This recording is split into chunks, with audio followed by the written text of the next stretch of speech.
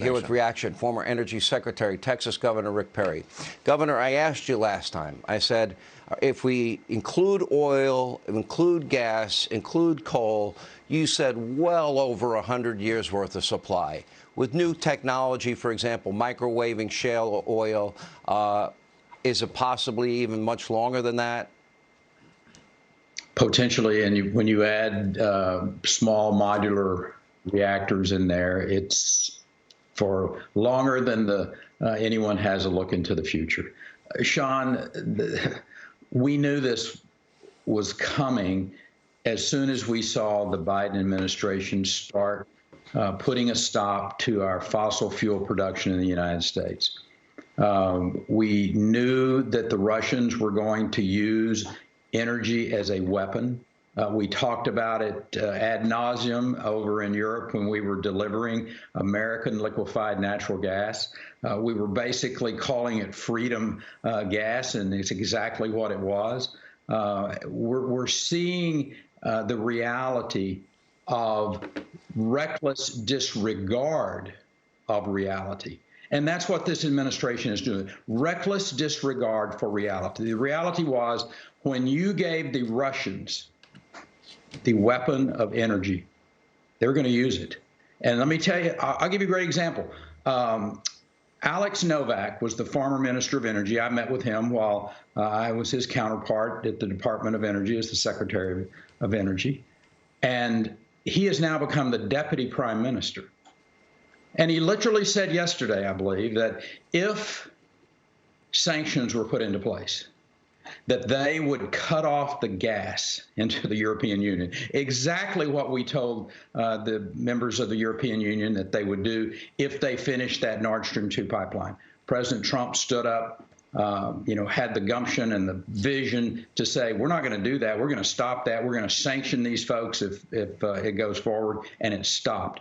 And it gave Europe a real taste of independence from Russian pressure, and now they're back in the sights of Putin, and he's squeezing the trigger. Let me ask you, Governor, Mr. Secretary, let me ask you this. You just heard Peter Doocy say that the left they want a fossil fuel-free America, so they're willing to they're forcing America to negotiate with some of the most hostile regimes in the world. We're literally now in the middle of a war importing all this energy from Russia. We're now apparently negotiating even with the mullahs of Iran that chant often death to Israel, death to America. Now we're going to go to the dictatorship of Venezuela. They've already been rejected by OPEC over and over again to increase production. We're going to allow Americans to suffer a 40-year high of inflation and have a weaker national security because of our dependence on foreign energy. Can you tell me how any of that makes any sense in any way to you? Negotiating with madmen is not a good look, and that's exactly what we're doing. This administration does not, either they have, again, this is a reckless disregard for reality. The reality is Maduro, Anatolia, the Iranians, they're not going to negotiate in good faith with us. The Russians are going to do everything they can to put us into the greatest pickle that they can put us in. And China is sitting on the sidelines, or somewhat on the sidelines, watching this and deciding whether or not they're going to attack Taiwan. I mean, we're getting into a real mess here, Sean, and this administration doesn't seem to be doing anything in the reality side of it, because reality is this. Stand up, Mr. President, and admit you were wrong. Push back on your woke left climate crazies and say, you know what, folks, your plan just wasn't going to work.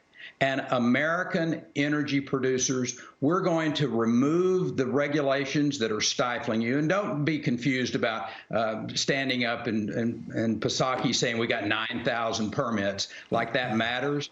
those oil and gas individuals, when they know that they can make a profit, they will be out there drilling. But they know they can't today because the American government, the federal government, is their enemy. And until the message is sent, listen, we were wrong. Please come back and start drilling for the oil and gas that we've got in this country and bring America and the rest of the world that's on our side back to energy independence. And we can do that. We just need the signal from the federal government that we're not just going to strangle you. I can't believe the times we're living in. Secretary Rick Perry, boy, we really could use you back as Energy Secretary. Thank you for being with us. And we could use the oil and the natural resources of your great state of Texas. Hey, Sean Hannity here. Hey, click here to subscribe to Fox News YouTube page and catch our hottest interviews and most compelling analysis. You will not get it anywhere else.